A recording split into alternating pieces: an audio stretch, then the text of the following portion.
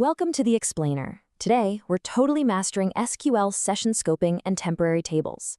You know, when you're managing those incredibly complex databases, you absolutely need a secure sandbox. Just a safe place to build, test, and analyze things without accidentally messing up your permanent main architecture. So what if your data could just vanish? Literally disappear.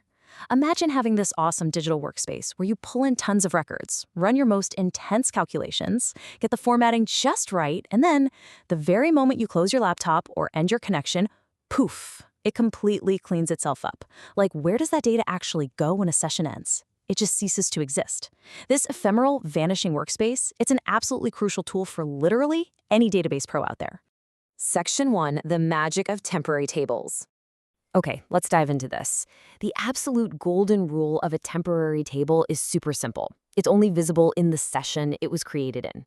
Think of your active connection to the SQL Server as this ironclad boundary for the data.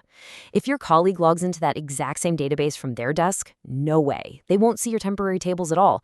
They are uniquely yours. Their entire lifespan is tied strictly to your active session. You get in, perform your complex data routine, and when the curtain drops, well, the stage is totally clear. Zero cleanup required on your end. How great is that? Method 1, the manual build. All right, so here is our foundational blueprint. We're essentially building out an empty schema for a temporary table, and we'll just call it temp_table. We've got to define our specific variable character limits, things like varchar 50 for the first and last names, and maybe varchar 100 for a favorite movie. Actually, right now, it's really just an empty shell waiting for your data. This specific approach is super structured and deliberate. It means you're defining the entire architecture from the ground up before you can even use it. Now, what's really interesting about this is how we actually execute it. It's a two-part process. Step 1, we issue that create temporary table command right alongside those varchar definitions we just talked about, which establishes our schema.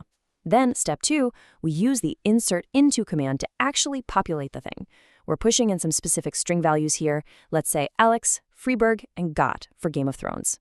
So once we've established the schema and manually inserted our data, it's time to verify our work.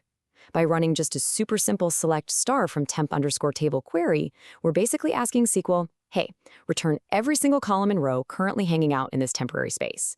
And because we literally just ran our insert statement, this query is going to successfully pull up that exact record for Alex Freeberg and his favorite movie. It's the perfect way to prove that our temporary workspace is fully functional and ready to rock. Method 2, the fast track. But wait, what if you already have tons and tons of data and you just want a quick temporary slice of it to play with? Well, we need a fun, high-stakes scenario to demonstrate this fast track.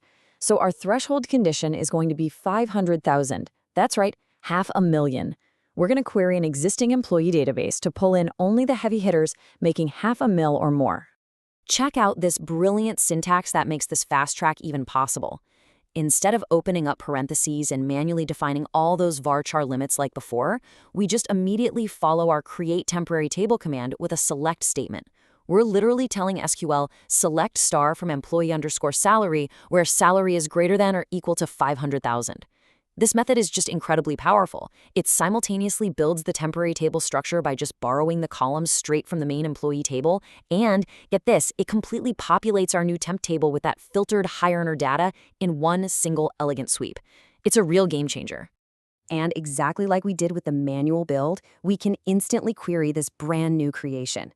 Running our select star command on this new table will pop up a fully populated list containing absolutely nothing but those top earners.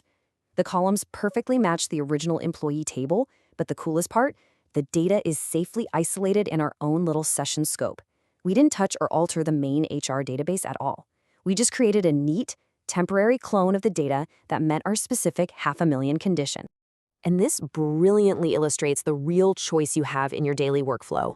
That multi-line manual method, it's fantastic for spinning up custom scratchpad tables completely out of thin air, especially when you need to strictly dictate every single variable limit.